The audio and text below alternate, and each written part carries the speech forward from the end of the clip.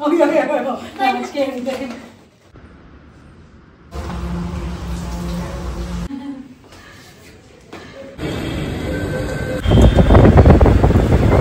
Of of ತಿನ್ಕೊಂಡು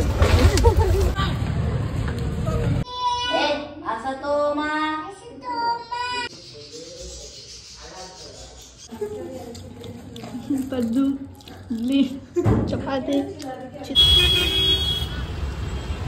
ಏನ್ ದಾಸಿಲ್ಲ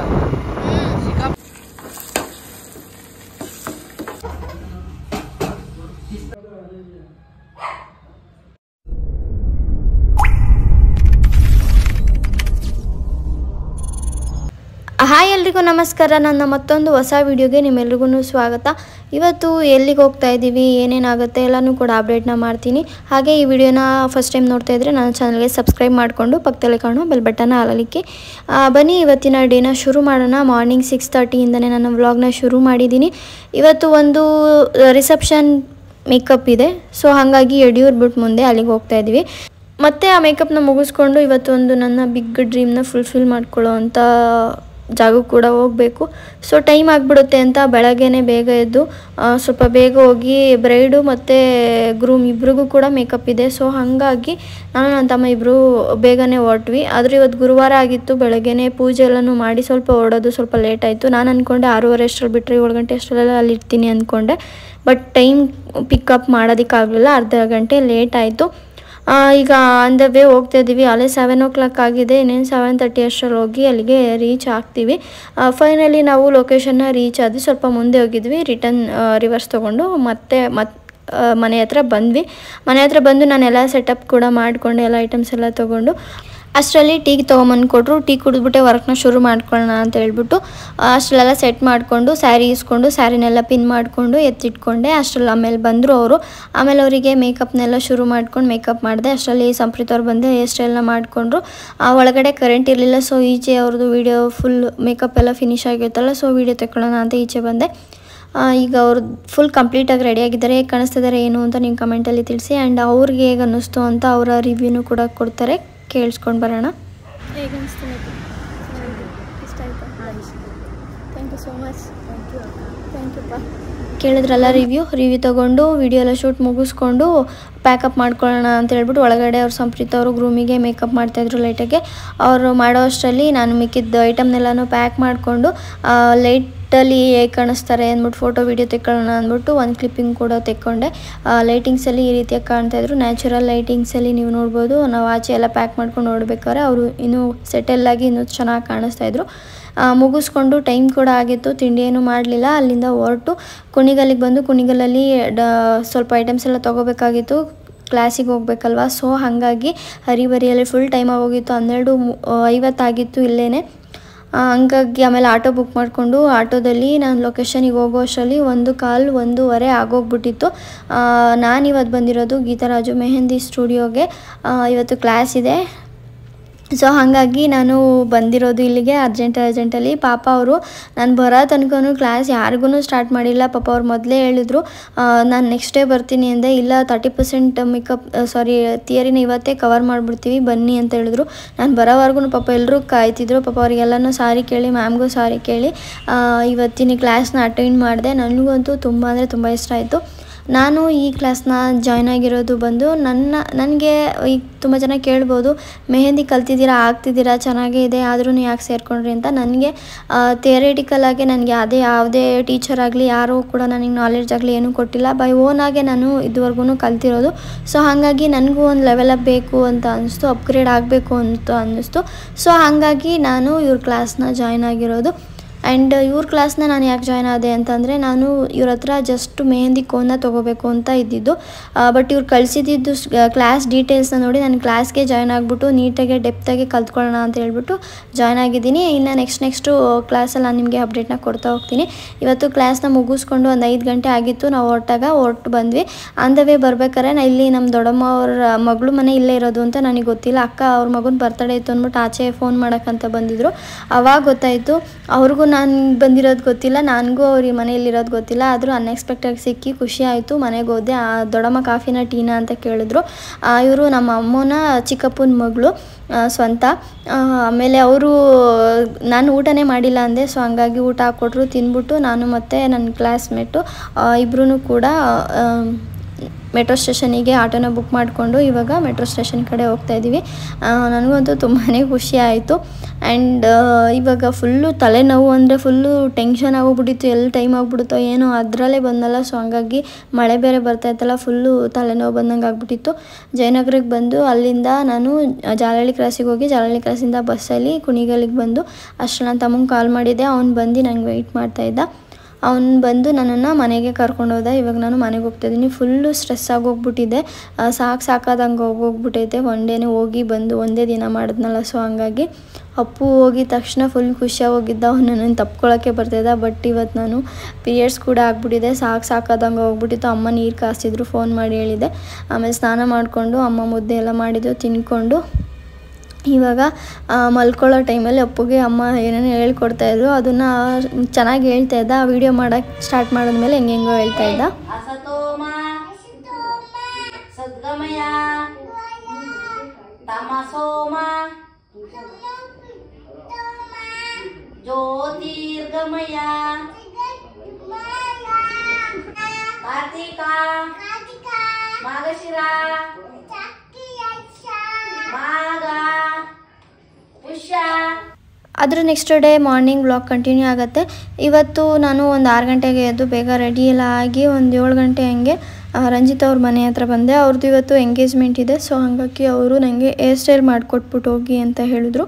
so ಹಾಗಾಗಿ ಅವರಿಗೆ ಹೇರ್ ಸ್ಟೈಲ್ ಮಾಡಿಕೊಟ್ಬಿಟ್ಟು ಹೋಗೋಣ ಅಂತ ಹೇಳ್ಬಿಟ್ಟು ನಾನು 8 ಗಂಟೆ ಅಷ್ಟರಲ್ಲಿ ಇಲ್ಲಿ ಬಿಡಬೇಕು. ಸೊ ಹಾಗಾಗಿ ಅವರಿಗೆ ಹೇರ್ ಸ್ಟೈಲ್ನ ಮಾಡಿದೆ. ಈಗ ಹೇರ್ ಸ್ಟೈಲ್ ಈ ರೀತಿಯಾಗಿ ಕೇಳಿದ್ರು. ಅವರು 3 ಬ್ರೈಡ್ಸ್ ಕೇಳಿದರು. ನನಗೆ 2 ಬ್ರೈಡ್ಸ್ ಹಾಕೋಕ್ಕಾಯಿತು. ಅವರೇನೇ ಸಾಕು 2 ಬ್ರೈಡ್ಸೇ ಹಾಕಿ ಅಂದರು ಅಂದ್ಬಿಟ್ಟು 2 ಬ್ರೈಡ್ಸ್ ಹಾಕಿದ್ದೀನಿ. ಹೇಗಿದೆ ಏನು ಅಂತ ಕಮೆಂಟಲ್ಲಿ ತಿಳಿಸಿ. ನನಗಂತೂ ಚೆನ್ನಾಗಿತ್ತು, ಇಷ್ಟ ಆಯಿತು. ಅಲ್ಲಿಂದ ಹೊರಟು ಕುಣಿಗಲ್ಲಿಂದ ಬಸ್ಸಲ್ಲಿ ಬಂದು ನಾಗಸಂದ್ರದಿಂದ ಮೆಟ್ರೋದಲ್ಲಿ ಹೋಗಿ ಅಲ್ಲಿಂದ ಆಟೋ ಬುಕ್ ಮಾಡಿಕೊಂಡು ಲೊಕೇಶನ್ಗೆ ಹೋಗಿ ರೀಚ್ ಆದೆ. ಇವತ್ತಂತೂ ಫುಲ್ಲು ಟಯರ್ಡಾಗಿ ಹೋಗಿದೆ. ನೆನ್ನೆನೂ ಟಯರ್ಡಾಗಿ ಹೋಗ್ಬಿಟ್ಟಿತ್ತು. ಪೀರಿಯಡ್ಸ್ ಆದರೆ ಗರ್ಲ್ಸ್ ಪ್ರಾಬ್ಲಮ್ ಹೆಂಗಿರುತ್ತೆ ಅಂತ ಗೊತ್ತಲ್ಲ, ಆ ಥರ. ಆ್ಯಂಡ್ ನಾನು ಮಾರ್ನಿಂಗ್ ಟಿಫನ್ ಕೂಡ ಮಾಡಿರಲಿಲ್ಲ. ಪಾಪ ಇವ್ರ ಅಕ್ಕ ಟಿಫನ್ ತೊಗೊಂಬಂದಿರು. ನಾನು ಹೋಟೆಲ್ಗೆ ಹೋಗ್ತೀನಿ ಅಂದೆ. ಇಲ್ಲ ತಿಂದು ಬನ್ನಿ, ಇದನ್ನೇ ಮಧ್ಯಾಹ್ನಕ್ಕೆ ಬೇಕಾದ್ರೆ ನೋಡೋಣ ಅಂತ ಹೇಳಿದ್ರು. ಸೊ ಹಾಗಾಗಿ ಚಿತ್ರಾನ್ನನೇ ಮಾರ್ನಿಂಗ್ ಟಿಫನಿಗೆ ತಿನ್ಕೊಂಡೆ. ಆಮೇಲೆ ಇವತ್ತು ಸ್ವಲ್ಪ ಥಿಯರಿ ಕ್ಲಾಸೆಲ್ಲ ಇತ್ತು. ಅದಾದಮೇಲೆ ನಮಗೆ ಈ ಪೇಪರ್ ರೋಲಿಂಗ್ನ ಹೇಗೆ ಕೋನ್ ಮಾಡೋದು ಅಂತ ಹೇಳ್ಬಿಟ್ಟು ಹೇಳ್ಕೊಟ್ರು ಇವತ್ತಿನ ಕ್ಲಾಸಲ್ಲಿ. ಅದನ್ನೆಲ್ಲ ತಿಳ್ಕೊಂಡು ಅದಾದಮೇಲೆ ಲಂಚಿಗೆ ಬಿಟ್ಟಿದ್ರು. ಲಂಚ್ ಟೈಮಲ್ಲಿ ಮುಂದೆ ಬಂದು ಅಲ್ಲಿ ನೋಡಿದ್ವಿ, ಹೋಟೆಲ್ ಇತ್ತು, ಪರವಾಗಿಲ್ಲ. ನಮ್ಮ ಕ್ಲಾಸ್ ಹತ್ರನೂ ಕೂಡ ಹೋಟೆಲ್ ಇದೆ ಅಂತ ಅಂದ್ಕೊಂಡು ಚಪಾತಿ, 1 ಚಪಾತಿ 20 ರೂಪೀಸ್ ಅಂತೆ. 4 ಚಪಾತಿ, 4 ಜನ ಇದ್ವಿ. ಸೊ ಹಾಗಾಗಿ ಎಲ್ಲರೂ ಒಂದೊಂದು ತಿನ್ನೋಣ ಹಂಚ್ಕೊಂಡು ಅಂತ ಹೇಳ್ಬಿಟ್ಟು ತೊಗೊಂಡು ಬಂದೆ. ಎಲ್ಲರೂ ಕೂಡ ಒಂದೊಂದು ವೆರೈಟಿ ತೊಗೊಂಬಂದಿದ್ರು. ಒಬ್ಬರು ಇಡ್ಲಿ, ಪಡ್ಡು, ಚಿತ್ರಾನ್ನ ಎಲ್ಲರೂ ಕೂಡ ಶೇರ್ ಮಾಡಿಕೊಂಡು ಇವತ್ತಿನ ಲಂಚ್ನ ತಿನ್ಕೊಂಡ್ವಿ. ಇವತ್ತಿನ ಕ್ಲಾಸು ಕೂಡ ಅದಾದಮೇಲೆ ಒಂದು ಅವರ್ ಕ್ಲಾಸ್ ಇತ್ತು. ಅದನ್ನೆಲ್ಲ ಮುಗಿಸ್ಕೊಂಡು ಇವತ್ತು ಆಟೋ ಬುಕ್ ಮಾಡ್ಕೊಂಡು ಹೋದರೆ 120 ಆಗುತ್ತೆ ಮೆಟ್ರೋ ಸ್ಟೇಷನಿಗೆ. ಅದಕ್ಕೋಸ್ಕರ ಬಸ್ಸೇ ಸಿಗುತ್ತೆ. ಸ್ವಲ್ಪ ದೂರ ನೆಡ್ಕೊಂಡು ಬಂದು ಅಲ್ಲಿಂದ ಬನಶಂಕರಿಗೆ ಬಸ್ಸಲ್ಲಿ ಬಂದು ಬನಶಂಕರಿಯಿಂದ ಮೆಟ್ರೋದಲ್ಲಿ ಗೊರಗುಂಟೆಪಾಳ್ಯಕ್ಕೆ ತೊಗೊಂಡು ಅಲ್ಲಿಂದ ಬಸ್ ಹತ್ಕೊಂಡು ಕುಣಿಗಲ್ದು ಹೊರಟು ಬಂದೆ. ನಾನು ಮನೆಗೆ ಬರೋ ಅಷ್ಟರಲ್ಲಿ 8 ಗಂಟೆ ಆಗೋಗ್ಬಿಡುತ್ತೆ. ಬಂದು ನನ್ನ ತಮ್ಮಂಗೆ ಕಾಲ್ ಮಾಡಿದೆ. ಅವ್ನು ಬಂದ ನನ್ನನ್ನು ಪಿಕ್ ಮಾಡ್ಕೊಂಡು ಹೋಗೋದಕ್ಕೆ. ಏನಾದ್ರು ತಿನ್ನಬೇಕು ಸ್ಪೈಸಿಯಾಗಿ ಅಂದ್ಬಿಟ್ಟು ಹೋದ್ವಿ. ಆಲೂಗಡ್ಡೆ ಬೋಂಡ ಹುಡ್ಕೊಂಡು ಸಿಗಲಿಲ್ಲ. ಕ್ಯಾಪ್ಸಿಕಮ್ದು ಮತ್ತು ಪಕೋಡ ಸಿಕ್ತು. ಅದನ್ನು ತೊಗೊಂಡು ಅಲ್ಲಿಂದ ಹೊರಟ್ವಿ. ನನ್ನ ತಮ್ಮ ಏನಾದರೂ ಪಪ್ಸ್ ತಿನ್ನಬೇಕು ಅಂತ ಅಂದ್ಬಿಟ್ಟು ಬೇಕ್ರಿ ಹತ್ರ ಹೋಗಿ ಪಪ್ಸು ಮತ್ತು ಬಾದಾಮ್ ಡ್ರಿಂಕ್ನ ತೊಗೊಂಡೆ. ನಾನು ಸ್ವಲ್ಪ ಕುಡಿಯೋಣ ಅಂತ ಹೇಳ್ಬಿಟ್ಟು ತೊಗೊಂಡು ಕುಟ್ಕೊಂಡು ಇವತ್ತಿನ ಕ್ಲಾಸ್ ಬಗ್ಗೆ ಎಲ್ಲ ನಾನು ಅವನಿಗೆ ಎಕ್ಸ್ಪ್ಲೇನ್ ಮಾಡ್ತಾಯಿದ್ದೆ. ನಾನು ಏನೇನಾಯಿತು ಎಲ್ಲನೂ ಕೂಡ ಅವನಿಗೆ ಅಪ್ಡೇಟ್ನ ಮಾಡಿಕೊಂಡು ಮನೆಗೆ ಬಂದ್ವಿ. ಅಪ್ಪ ಆಟಾಡಿಸ್ಕೊಂಡು ಒಂದೊಂದು ಸರಿ ಫೋನ್ ನೋಡ್ತಿರ್ತಾನೆ, ಒಂದೊಂದು ಸರಿ ಆಟಾಡ್ತಿರ್ತಾನೆ. ಕೋಪ ಬಂದ್ಬಿಟ್ಟಿತ್ತು ಅವನಿಗೆ. ಆಮೇಲೆ ಅದನ್ನು ತಿನ್ನಲಿಲ್ಲ ಅವನಿಗೆ ಬೇರೆ ಏನಾದ್ರು ಸಿಹಿಯಾಗಿರೋ ತೊಗೊಂಬಂದಿದ್ರೆ ಇಷ್ಟ ಆಗಿರೋದು. ಆಮೇಲೆ ನಾನು ಅದನ್ನು ಫ್ರೆಶ್ ಅಪ್ ಆಗಿ ಅಮ್ಮ ನೀರು ಕಾಯಿಸಿದ್ರು. ಸ್ನಾನ ಮಾಡ್ಕೊಂಡು ಊಟ ಎಲ್ಲ ಮಾಡ್ಕೊಂಡು ಮಲ್ಕೊಂಡು ಬೆಳಗ್ಗೆ ಎದ್ದು ಶನಿವಾರ ಇವತ್ತು. ಸೊ ಹಾಗಾಗಿ ತಿಂಡಿ ಎಲ್ಲ ಯಾರು ಮಾಡೋರಿಲ್ಲ, ನಾವೇ ಮಾಡ್ಕೋಬೇಕು. ಇವತ್ತಿಗೆ 21 ದಿನ, ನೆನ್ನೆಗೆ 21 ದಿನ ಕಂಪ್ಲೀಟ್ ಆಯಿತು. ಗಣಪತಿ ಹೋಮ ಮಾಡಿಸಿದ್ವಲ್ಲ, ಚಿಕನ್ ಮಟನ್ ಏನೂ ತಿನ್ನೋಂಗಿರಲಿಲ್ಲ. ಇವತ್ತಿಂದ ತಿನ್ಬೋದು. ಸೊ ಹಾಗಾಗಿ ಬೆಳಗ್ಗೆನೇ ಚಿಕನ್ ತರಿಸ್ಬಿಟ್ಟು ಮಾಡ್ಕೊಂಡು ತಿನ್ನೋಣ ಬಿರಿಯಾನಿ ಎಲ್ಲ ಅಂತ ಅಂದ್ಕೊಂಡಿದ್ದೆ ಪ್ಲ್ಯಾನು ನೆನ್ನೆ. ಬಟ್ ನನ್ನ ತಮ್ಮ ಅಂಗಡಿ ಹತ್ರ ಹೋಗ್ಬಿಟ್ಟಿದ್ದ. ಇನ್ನು ಯಾರೂ ಚಿಕನ್ ತೊಗೊಂಬರೋರು ಇರಲಿಲ್ಲ. ಅಮ್ಮ ನೆನ್ನೆನೇ ದೋಸೆ ಹಿಟ್ಟೆಲ್ಲ ರುಬ್ಬಿ ದೋಸೆ ಹಿಟ್ಟನ್ನ ಫ್ರಿಜ್ಜಲ್ಲಿ ಇಟ್ಟಿದ್ದೀನಿ, ಬಿಟ್ಕೊಳ್ಳಿ ಬೆಳಗ್ಗೆ ಅಂತ ಹೇಳಿದರು. ಸೊ ಹಾಗಾಗಿ ಮೊಟ್ಟೆನ ಹುರ್ಕೊಂಡು ದೋಸೆ ಬಿಟ್ಕೊಳ್ಳೋಣ ಅಂತ ಹೇಳ್ಬಿಟ್ಟು ಫ್ರಿಡ್ಜಿಂದ ತೆಗೆದು ದೋಸೆ ಹಿಟ್ಟಿಗೆ ಉಪ್ಪೆಲ್ಲ ಹಾಕಿ ಕಲಸಿ ಎತ್ತಿಟ್ಕೊಂಡಿದ್ದೀನಿ. ಇವಾಗ ಮೊಟ್ಟೆ ಉರಿಯೋದಕ್ಕೆ ಈರುಳ್ಳಿನೆಲ್ಲ ಕುಯ್ಕೊಂಡು ಮೊಟ್ಟೆ ಉರಿಯೋದಕ್ಕೆ ರೆಡಿ ಮಾಡ್ತಾ ಇದ್ದೀನಿ. ಅಪ್ಪು ಅಡುಗೆ ಮನೇಲಿ ಏನಾದ್ರು ಕೆಲಸ ಮಾಡ್ತಿದ್ರೆ ಇವಾಗಷ್ಟೇ ಎದ್ದಿದ್ದಾನಲ್ಲ, ಅದಕ್ಕೋಸ್ಕರ ಇಲ್ಲೇ ಕೂತಿದ್ದಾನೆ. ಇಲ್ಲ ಅಂತಿದ್ರೆ ಇಲ್ಲಿ ಏನಾದ್ರು ಒಂದು ತೀಟೆ ಮಾಡ್ತಿರ್ತಿದ್ದೆ, ಏನಾದ್ರು ಒಂದು ಚೆಲ್ಲೋದು ಎಲ್ಲ ಮಾಡಿಕೊಂಡು ಆಚೆ ಆಟ ಆಡ್ಕೊತಿದ್ದ. ಮಕ್ಳಿರೋರ ಮನೇಲಿ ಎಲ್ಲರೂ ಇದೆ ಕಾಮನ್ ವಿಚಾರ. ನಾವು ಒಂದು ಕೆಲಸ ಮಾಡೋಷ್ಟರಲ್ಲಿ ಇನ್ನೊಂದು ಕೆಲಸ ರೆಡಿ ಇಟ್ಟಿರ್ತಾರೆ ನಮಗೆ ಕೆಲಸ ಮಾಡೋದಕ್ಕೆ. ಹಂಗಾಗಿ ಇವತ್ತು ಅವನು ಅಡುಗೆ ಮಾಡ್ಬೇಕಾದ್ರೂ ಅಂತೂ ಇಲ್ಲಿ ನೋಡ್ಕೊಂಡು ನಿಂತ್ಕೋತಾನೆ. ಅವ್ನು ಚೇರ್ ತೊಗೊಂಬಂದ್ಬಿಡ್ತಾನೆ, ಎತ್ಕೊ ಅಂತಾನೆ. ಎತ್ಕೊಳ್ಳೋದಕ್ಕಾಗಲ್ಲ ಅಂದಾಗ ಚೇರ್ ತೊಗೊಂಬಂದ್ಬಿಟ್ಟು ನಮ್ಮ ಮೈಟಿಗೆ ನಿಂತ್ಕೊಂಡು ಅವ್ರು ಏನೇನು ಮಾಡ್ತಾರೆ ಎಲ್ಲನೂ ಕೂಡ ಅಬ್ಸರ್ವಿಂಗ್ ಜಾಸ್ತಿ ಮಾಡೋ ಥರ ಬಂದ್ಬಿಟ್ಟು ನಾವು ಹೆಂಗೆ ಮಾಡ್ತೀವಿ ಎಲ್ಲನೂ ಕೂಡ ನೋಡಿಕೊಂಡು ಹಂಗಲ್ಲ ಹಿಂಗೆ ಅವ್ನಿಗೇನಾದ್ರು ಗೊತ್ತಿದ್ರೆ ಹಂಗಲ್ಲ ಹಿಂಗೆ ಮಾಡು, ಹಿಂಗಲ್ಲ ಹಂಗೆ ಮಾಡು ಅಂತ ಅಂದ್ಬಿಟ್ಟು ನನಗೆ ಹೇಳ್ಕೊಂಡು ಕೊಡ್ತಾ ಇರ್ತಾನೆ. ಏನಾದರೂ ಅವನಿಗೇನಾದ್ರು ಕ್ಯೂರಿಯಾಸಿಟಿ ಈ ಥರ ಇದ್ದರೆ ನೋಡೋಕ್ಕೆ ಸುಮ್ಮನೆ ನೋಡ್ಕೊತಾ ಇರ್ತಾನೆ, ಹೆಂಗೆ ಮಾಡ್ತಾರೆ ಏನು ಅಂತ ಹೇಳ್ಬಿಟ್ಟು. ಏನೋ ಒಂಥರ ಕ್ಯೂಟ್ ಬಾಂಡಿಂಗ್, ಕ್ಯೂಟ್ ಫೀಲಿಂಗು ಮತ್ತು ಒಂಥರ ಚೆನ್ನಾಗಿರುತ್ತೆ. ಆದರೆ ಅವ್ನು ಬಿಟ್ಟು ಎಲ್ಲನೂ ಕೆಲಸಕ್ಕೆ ಅಂತ ಹೋದವಾಗ ತುಂಬ ಅಳು ಬರೋಂಗಾಗುತ್ತೆ ಬೇರೆ ಮಕ್ಕಳು ನೋಡಿದಾಗ. ನಂಗೆ ಈಗಲೂ ನಿಜವಾಗ್ಲೂ ಅಳು ಬಂದಂಗೆ ಆಗ್ತಾಯಿದೆ. ಮಗು ಇನ್ನೇನು ಕೇಳುತ್ತೆ, ನಮ್ಮಿಂದ ಟೈಮ್ ಕೇಳುತ್ತೆ, ಬಟ್ ಅದನ್ನು ಈಗ ಕೊಡೋಕ್ಕಾಗ್ತಾ ಇಲ್ವಲ್ಲ ಅನ್ನೋದು ಒಂಥರ ಬೇಜಾರು ಒಂದು ಕಡೆ. ಸೊ ಯಾಕಂದರೆ ನಾನು ಮೆಹಂದಿ ಮೇಕಪ್ಪು ಅಂತ ಹೇಳ್ಬಿಟ್ಟು ಬಿಟ್ಟು ಹೋಗ್ತಿರ್ತೀನಲ್ಲ, ಸೊ ಹಂಗಾಗಿ ನಂಗೆ ಕಂಟ್ರೋಲೇ ಮಾಡ್ಕೊಳಕ್ಕಾಗ್ತಾಯಿಲ್ಲ. ಅದಕ್ಕೆ ಅವನ ಜೊತೆ ಯಾವಾಗ ಇರ್ತೀನಿ ಆವಾಗ ಅವನಿಗೆ ಫುಲ್ ಟೈಮ್ನ ಕೊಡ್ತೀನಿ, ಅವನ ಜೊತೆ ಸ್ಪೆಂಡ್ ಮಾಡ್ತೀನಿ. ಇವಾಗ ದೋಸೆ ಮತ್ತು ಮೊಟ್ಟೆ ಹುರ್ಕೊಂಡಿರೋದು ಎರಡೂ ರೆಡಿಯಾಗಿದೆ.